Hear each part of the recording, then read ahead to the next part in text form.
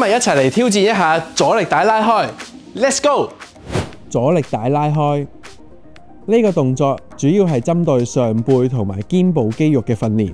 雙手握住阻力帶嘅兩端，手臂向前伸直至到膊頭高度，然後慢慢向外拉開，保持手臂伸直，高度不變。稍作停留後，慢慢將雙臂返回開始嘅位置。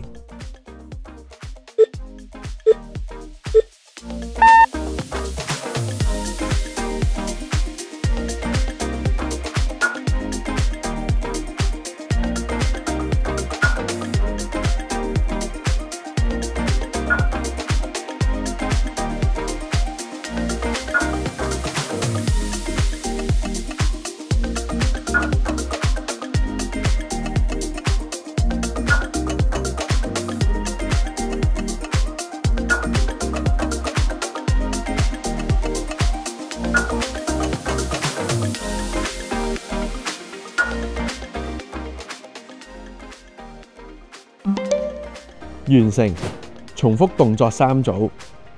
係咪冇諗過阻力帶都可以有咁多款變化呢？睇埋其他片，學埋佢咯噃。Follow 我哋就可以獲得最新嘅資訊。我哋下次影片再見，拜拜。